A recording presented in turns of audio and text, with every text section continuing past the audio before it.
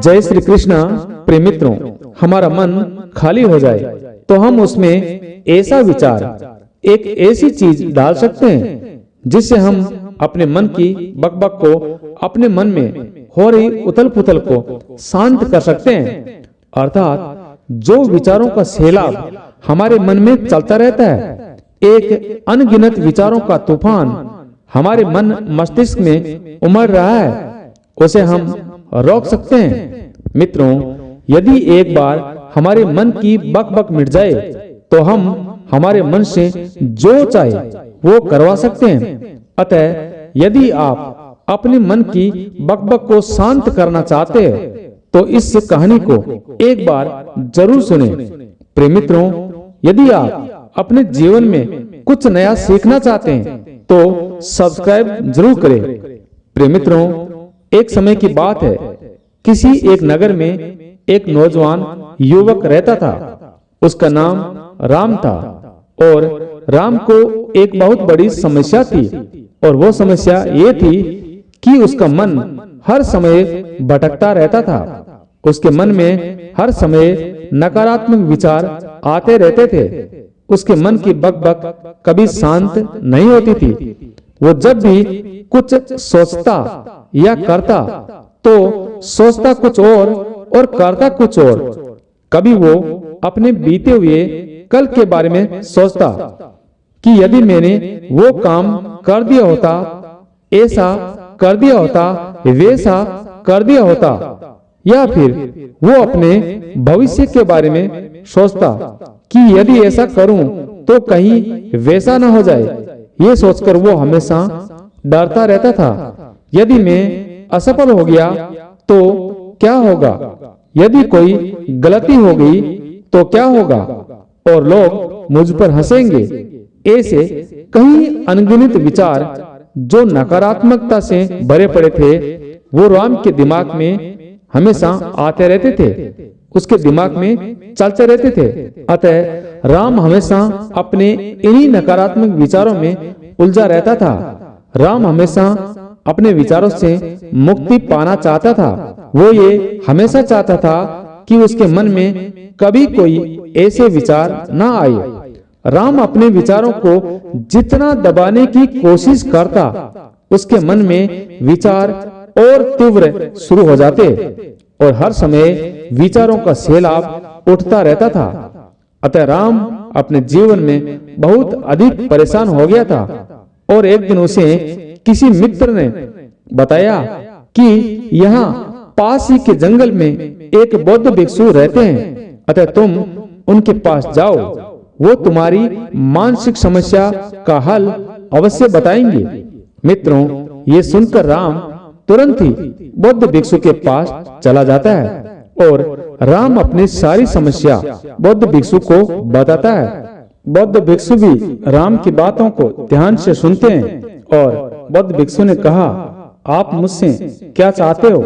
अतः बौद्ध भिक्षु की बात सुनकर राम कहता है, हे मुनिवर, हे गुरुदेव, मैं अपने मन को शांत व खाली करना चाहता हूँ। मैं आपसे ये जानना चाहता हूँ कि मन को खाली एवं शांत कैसे करते हैं, क्योंकि मेरा मन हर वक्त विचारों में घिरा रहता है। मेरा ध्यान एक जगह केंद्रित नहीं रहता है, जिसके कारण मेरे हर कार्य में बाधा आ जाती है।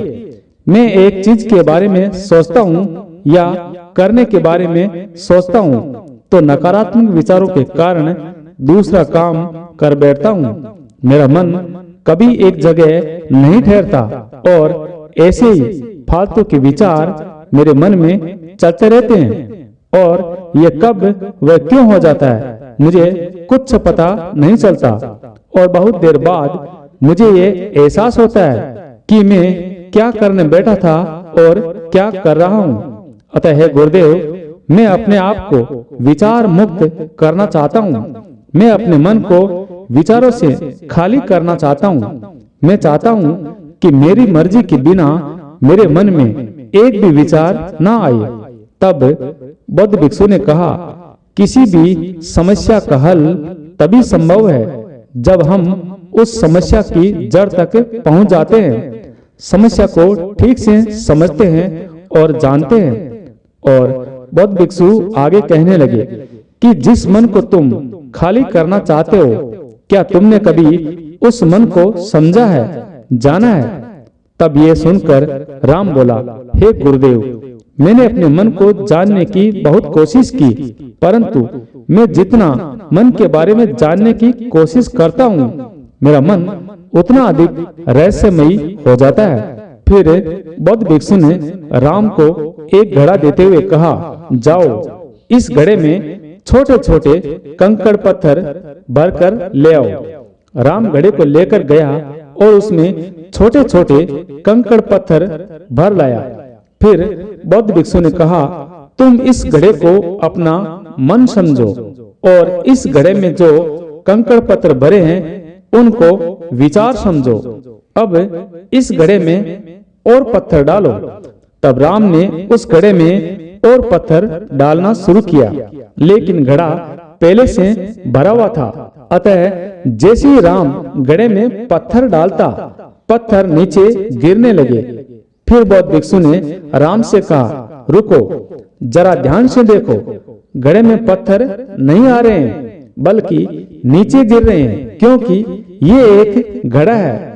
अतः जितने पत्थर इसमें आ सकते थे वो आ गए और अभी जगह नहीं है। इसलिए यदि दूसरे पत्थर डालने हो तो पहले वाले पत्थरों को बाहर निकालना होगा। ये सुनकर राम बोला, हे गुरुदेव, मैं आपकी बात समझ गया हूँ कि आप मुझे क्या बताना चाहते हैं। यही ना कि हमें अपने मन को विचारों से खाली कर देना चाहिए। राम की ये बात सुनकर बौद्ध भिक्षु मुस्कुराने लगे और कहा, पहले मेरी बात तो सुन लो, उसके बाद मन को खाली कर लेना। फिर बौद्ध भिक्षु ने राम से कहा कि हमारा मन घड़े से बिल्कुल उल्टा है, क्योंकि घड़े को तुम पत्थरों से भर सकते हो, परंतु मन को विचारों से नहीं भर पाओगे, क्योंकि मन तो हमेशा खाली ही रहता है। ये सुनकर राम ने कहा, हे गुरुदेव, मैं कुछ समझा नहीं। यदि हमारा मन खाली रहता है तो हम उसे खाली क्यों करना चाहते हैं? फिर मन को खाली करने की क्या आवश्यकता है? फिर बौद्ध भिक्षु ने कहा, इस घड़े से एक एक करके पत्थरों को बाहर निकालो। और राम ने बिल्कुल वैसा ही किया। राम घड़े में से एक एक करके पत्थरों को बाहर निकालता रहा और ऐसा करते करते घड़ा बिल्कुल खाली हो गया। फिर बौद्ध भिक्षु ने कहा, देखा, जब तुमने एक एक करके पत्थरों को बाहर निकाला तो घड़ा खाली हो गया। अब तुम इस घड़े में कोई भी पत्थर डाल सकते हो। फिर राम ने कहा, गुरुदेव, मैं भी यही चाहता हूँ कि मुझे मेरे मन को खाली करना है। ये तो एक पत्थर है, इसे आसानी से डाला जा सकता है या घड़े को खाली किया जा सकता है, परंतु हे गुरुदेव, मैं अपने मन को खाली कैसे करूं? फिर बौद्ध भिक्षु ने कहा, इस घड़े में एक पत्थर डालो और 2 पत्थर निकालो। ये सुनकर राम ने कहा, हे गुरुदेव, ये कैसे हो सकता है? ये कैसे संभव है? क्योंकि जब इस घड़े में एक ही पत्थर होगा तो 2 कहां से निकलेंगे? फिर बौद्ध भिक्षु ने कहा, ऐसा नहीं हो सकता, तो ऐसा ही करो कि इस घड़े में 2 पत्थर डालो और 4 निकालो। फिर राम ने कहा, हे गुरुदेव, ये कोई चमत्कारी घड़ा तो नहीं है कि एक डालो और 2 निकल आएंगे। फिर बौद्ध भिक्षु ने कहा, ये घड़ा तो चमत्कारी नहीं है, लेकिन तुम्हारा मन तो चमत्कारी है।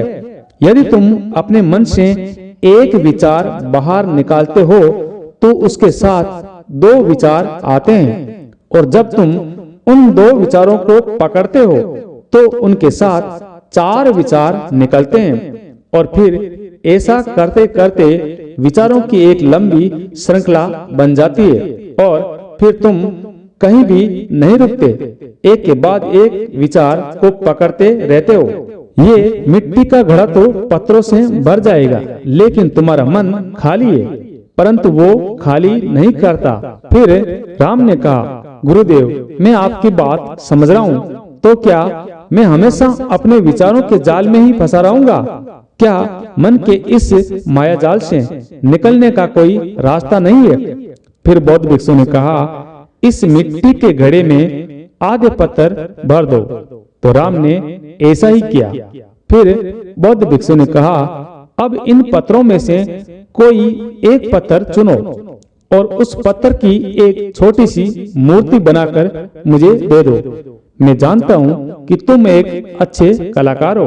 और राम ने एक पत्थर निकाला और उस पत्थर को बौद्ध भिक्षु के सामने ही तराशने लगा।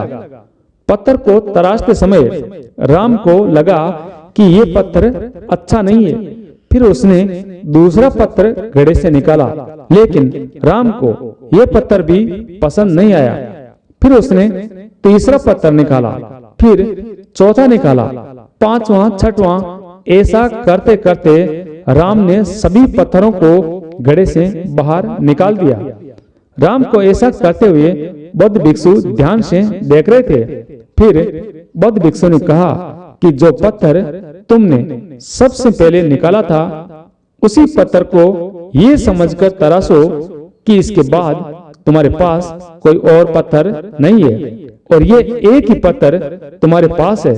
फिर राम ने उसी एक पत्थर को लेकर तराशना शुरू किया और राम ने उसी पहले वाले पत्थर से एक बहुत सुंदर मूर्ति बनाई और बौद्ध भिक्षु को भेंट कर दी।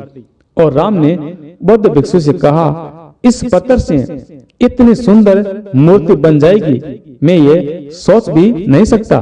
अतः राम की बात सुनकर बौद्ध भिक्षु ने कहा कि जब हमारे पास कोई दूसरा विकल्प नहीं रहता, तब हम उसी एक में ही अपनी संपूर्ण ऊर्जा लगा देते हैं और उसी को सबसे बेहतर बनाते हैं। और जब हमारे पास बहुत सारे विकल्प होते हैं, तब हम पत्थर चुनते भी नहीं और मूर्ति बनती भी नहीं।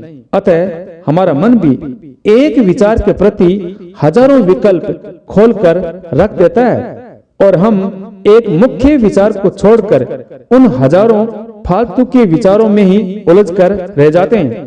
फिर राम ने कहा, हे गुरुदेव, मैं आपकी बातों को अच्छी तरह से समझ गया हूँ, लेकिन अब मुझे क्या करना चाहिए?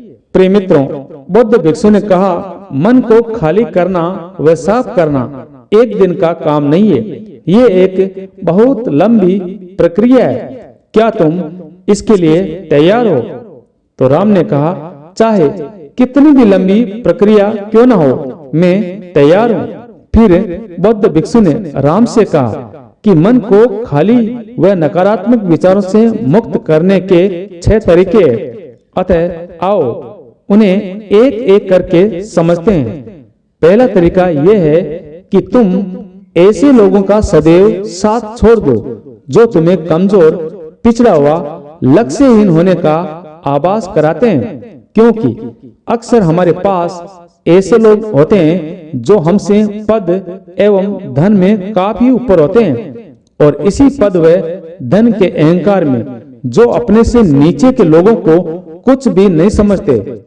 अतः ऐसे लोगों के पास कभी नहीं रहना चाहिए, क्योंकि ऐसे लोग हमेशा छोटे लोगों को ये महसूस कराते हैं, ये एहसास कराते रहते हैं कि तुम कुछ भी नहीं कर सकते। वो हमें नीचा दिखाने की कोशिश करते हैं। ये लोग ऐसे होते हैं कि ये तुम्हें तुम्हारी गरिमा से दूर करके तुम्हें लक्ष्यहीन बना देते हैं।